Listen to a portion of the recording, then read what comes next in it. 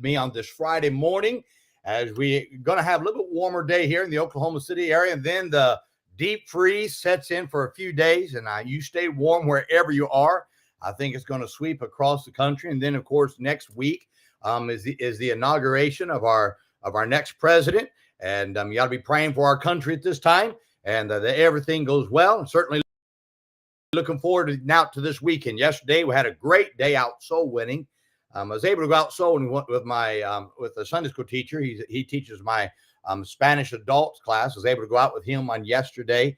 Boy, God gave us a great day. Some days are just kind of better than others. I don't know how to say that. Every day is good when you're seeing someone saved, but we were able to, 3 homes, we was able to lead different people to Christ, and resulting in 5 people being saved, a husband and a wife. I was able to lead to Christ. They were the Spanish couple, and he was able to interpret for me, and then he led 2 sisters to Christ, and then I met another lady, was able to lead them to Christ. And I love the response. The husband and wife, when I led them to Christ, the husband said to me, he goes, "I feel like a burden's been lifted off my shoulder." Then the other lady that I led to Christ, she said to me, she goes, "You don't know how much I needed this today." There are people out there that need to get saved, that want to get saved. They're needing you to stop by their door. You let the Holy Spirit guide you, and he will lead you to the right place. And I would encourage you, wherever you are, be a soul winner. Get out. Let people know about Jesus Christ, and you'll be surprised how many of them will want to get saved. Well, today, I want to talk to you about what drives me. In Luke chapter 14, verses 22 and 23, the scripture says, "And the servant said, Lord, it is done as thou hast commanded, and yet there is room. And the Lord said unto the servant, Go out into the highways and hedges and compel them to come in, that my house may be filled." Something has to drive you to be a believer who reaches the multitudes for Jesus Christ. Now, I don't want to be a believer that just goes through life and has never led one person to Jesus Christ. I don't want to be that type. And I don't want to be the type of believer that just has a few people, that just leads a few people to Christ. It is sad when most believers cannot point to one person they have led to Christ in a while. They have to go back in their mind. If I was to ask them, when's the last time you led someone to Christ? They'd have to go way back in their mind, trying to dig in their brain, saying, okay, when was that? It is even sadder, a Saturday when many pastors, I want you to listen to this, pastors rarely lead people to Jesus Christ. I'm amazed at what pastors get wrapped up in. They get wrapped up in politics. They get wrapped up in, and none of these things I'm saying are bad things. They get wrapped up in secular work. They get wrapped up in health issues. They get wrapped up in financial things, and all these things are important. But can I tell you, there's nothing more important than Jesus Christ. And the fact that there's so few preachers that talk about soul winning tells me a lot about how much they go soul winning. Because whatever is the passion of your heart is what you talk about. I had someone drive up yesterday from South Texas. He's coming because he wants to go soul winning with me. He says, "Preacher, I've been listening to your sermons." He's not even a member of my church. He says, he drove up. I don't know how many hours he drove. He drove up just so he can go soul winning with me on tomorrow. Now, can I tell you, you know why he said that? He said, "I hear you talk about soul winning a lot in your preaching, and I see what you post." Now, he said, I know that's your heartbeat. Now, that's the thing right there. What you talk about shows your heartbeat. The reason believers live this way, that they don't know of anybody, is because they have nothing that drives them to reach the lost for Jesus Christ. Now, one of the things that drives me to reach the lost is that there's still room to be filled in our church auditorium. It is obvious that Jesus did not like empty seats, because he teaches a parable of the Great Supper. And one thing that jumps out is that the servant still found room to be filled. And when the Lord of the house saw there is still room, he sent his servants out again. He says, "Now go find some people and bring them in." He says, "I don't care if you go to highways and hedges, just get somebody to come to the house." Now, letting empty seats drive you will help you to be more passionate for the Lord. To see empty seats in your church auditorium and it not bother you is what leads to apathy. When you get comfortable with empty seats in your church auditorium is when you get comfortable with people going to hell. A drive to fill every seat will produce several things in your life. First, it will give you a great vision for Jesus Christ. Empty seats means there are still souls you need to reach. There's still one soul to reach as long as you have one seat that still needs to be filled in your church auditorium. Now, a drive to fill your church auditorium should drive you to have a greater vision to reach the lost. Second, a drive to fill your church auditorium will push you when you don't feel like going.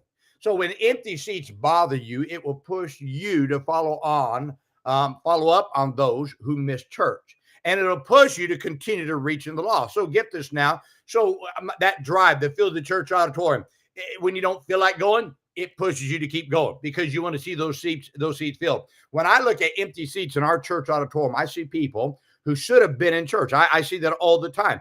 And I see a seat that someone who is lost could fill if I could go and witness to the lost. So what drives you, Brother Donnelly? Well, what drives me is I have a great vision for God. I see empty seats that need to be filled. Those empty seats, I let that push me, drive me when I don't feel like going. Third, a drive to fill your church auditorium creates an urgency to reach the lost. Now, the Lord is the parable. The Lord in this parable had an urgency for the servants to reach the lost. He said, go out quickly. What's that mean? Right now, immediately. Don't wait. That's what he's saying. The Lord knew the time was short, and his servants needed to have an urgency to fill those seats. My friend, you will find having a passion for reaching people will happen if you let empty seats drive you. Those empty seats tell you that we don't have much time to reach people with the gospel before they die or before the Lord returns. Now, there should be an urgency in your heart that you must quickly reach people, as many as you can, so that they don't spend an eternity in hell. Fourth, a drive to fill your church auditorium will cause you to reach anyone who will come to fill that seat. Now, when you have a drive to fill your auditorium, your reach for people will go beyond looking for a certain type of people to reaching any person to come. I was thinking about this week. This week, I have visited a $1 million home. And then I have visited those who are in low income homes and don't have much money. I've witnessed to, I've handed some gospel tracts to some homeless people. You say, why? Because every type of person I've reached, middle class, every type of a person has been reached. I've tried to reach this week. And that's what we have to do. Don't worry about what the people look like or where they come from. They're a soul. That soul needs to go to heaven or hell. Now, when we stop looking at the pocketbooks and start saying, you know what, God can provide the means for the church, we have to go out and reach them. I'm telling you right now, God will take care of his own. We'll be able to fill our church auditoriums, and because the gospel's for everyone. Can I give you a little secret? The little secret is this. I don't care what class, the more people you get in, the more your offerings go up. And the more your offerings go up, the more you're able, get this now, to reach more people. So just get people in your church. Now, in the meantime, you're going to reach some people who maybe have some financial means, and they will help tremendously. But can I tell you, let's stop trying to look at the pocketbook and what we think that they have and say, wow, oh, every soul ought to be a wow. Every soul. I think in our early service on 8 o'clock, we have a homeless service. Every time I see a soul get saved, wow, hey, another soul got saved. When I see a drive-in person come and they come and get saved, wow, that's exciting. Get this now. It don't matter who they are. We ought to get excited about all of them. My friend, everybody has a soul. Let those empty seats this Sunday, look around, see the empty seats in your auditorium. Don't get upset at the preacher. If he's going soul winning, don't get upset at him. Why don't you join him? And if everybody together will say, let's fill the empty seats in our auditorium, you're going to find you can build a great work for God. But it's got to drive you. It's got to be something on the inside that you look around that bothers you. Man, there's people that could be sitting in these seats. There's people that have a soul that can go either to heaven or hell. I've got a job. I've got to get people in these seats. I need to get somebody here. So you make that drive. You do something. Would you do that? Would you help your pastor to say, I'm going to do something. I want to make sure that I get some seats filled this year in our church. Not just 1 week. I mean, every week. People that come all the time and fill that church. And my friend, we could build churches all over this country and get America back on fire for God. And wherever you're listening to me around the world, you could get your country on fire for God if every believer would help their pastor and say, let's fill the empty seats.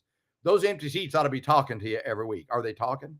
Or do you look at them carelessly and say, well, at least I got some room, boy. I don't want room. I want to be cramped. I remember when I went to the Philippines to preach over there. You get in their jeepneys and man, they cram you in. They don't worry about that. They don't worry about room there. Can I tell you, that's where we ought to be in our churches. We ought to say, I don't care if I'm crammed. Man, the more the people, the better. Why? Because every soul, every person's a soul. And every soul, get this now, is going to go to heaven or hell. Why don't you get a burden for the souls of mankind?